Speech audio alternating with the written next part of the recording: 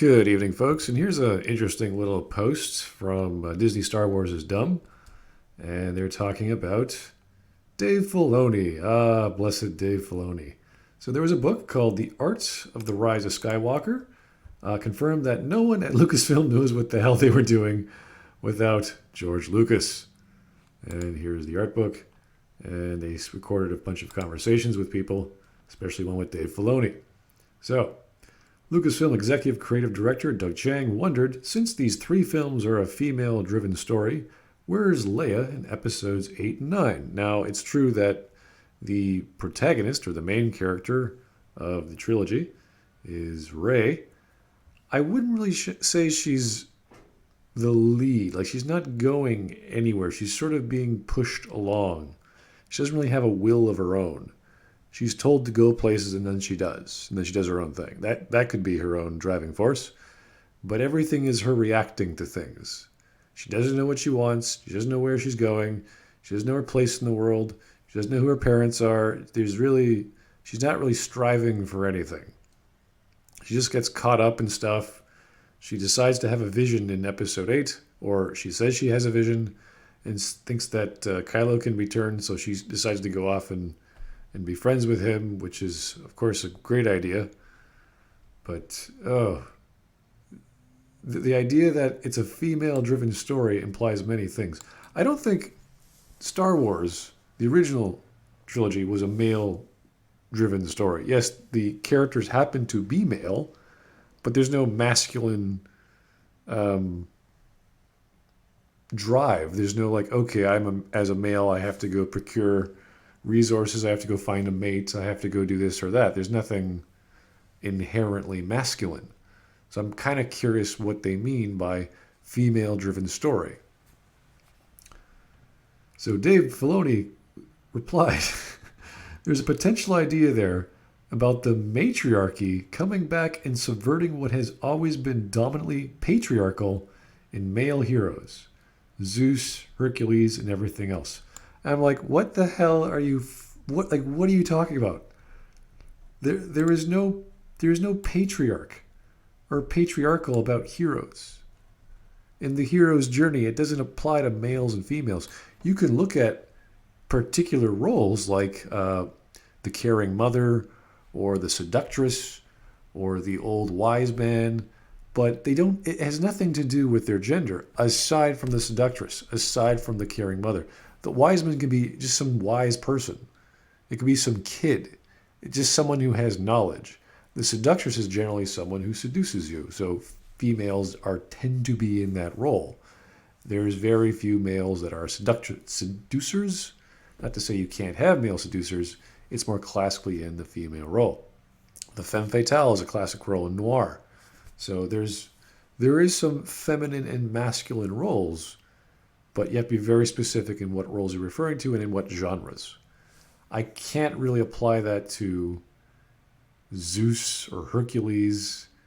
I mean, you had Athena, who was the goddess of war and wisdom. So there's all sorts of gods and other larger than life or archetypical characters that do have male and female backgrounds, but it doesn't really make up a masculine or feminine social structure, which is what a matriarchy or a patriarchy is. It's a very strange thing to say when you're talking about heroes. So the only thing I can assume here, the only thing I can deduce from this sentence is Filoni is a feminist.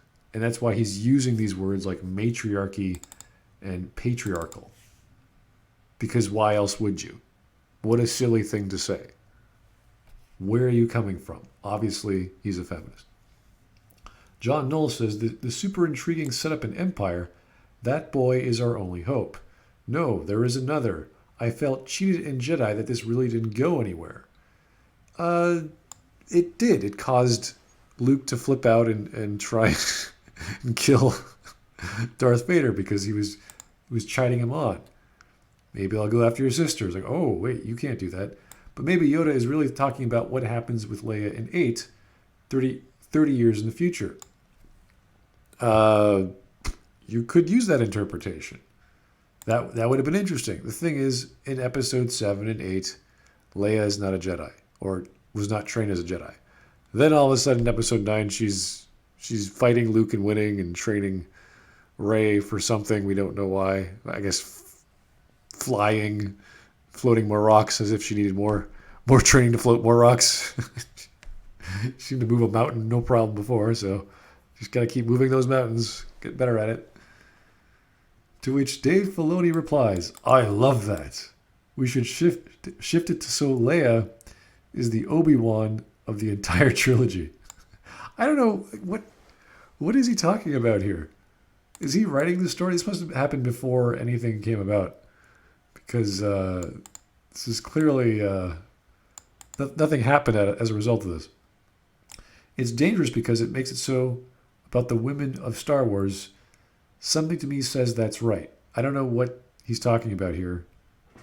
I don't think there are too many females in Star Wars as main characters. That's true.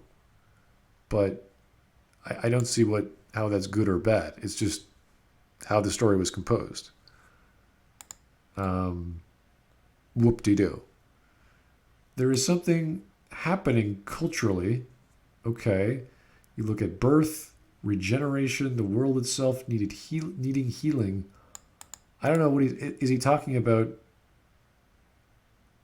our planet? Is he talking about the Star Wars world? What is he talking about? All of those things are emblematic of the mother character in myth. Are mother characters emblematic of healing? Of regeneration? Of birth? Maybe birth. I could see that. A mother, after all, is someone who gives birth to children. But healing, I don't know. All of those things are emblematic. They are all matriarchal things. No, they're not. What society is emblematic of healing, aside from doctors and nurses? Or regeneration? What? How is that a masculine thing? Like, how? I'm trying to see how you could associate healing or regeneration with male or female societies, or male or female led societies. And the only thing I think of is like nurses. I don't know. They're all matriarchal things. Mother Earth itself, global warming is a hot topic. What the hell? Okay, he's not even talking about Star Wars. He's talking about current events. You know what's a hot topic? Cheetos. We got to put Cheetos into Star Wars. Like, that's the kind of stupidity this fellow is talking about. What a pile. You could have put any topic. You could have put the economy. You could have talking about offshore drilling. Just, I don't know, pick one. Pick a topic of the news and drill that into Star Wars. But because these people are ideologues, it's all feminism. It all doesn't make any sense. But my goodness, what a load. Dave Filoni, thank goodness you didn't touch, well, I mean, maybe his ideas could have been better than what we got. I don't know, would you guys have rather seen Episode 8 with Dave Filoni putting Leia at the forefront of whatever the hell a matriarchy would have done? Society of Women, healing and regenerating Star Wars. Ooh. Anywho, thanks for listening, guys. Have yourself a great evening.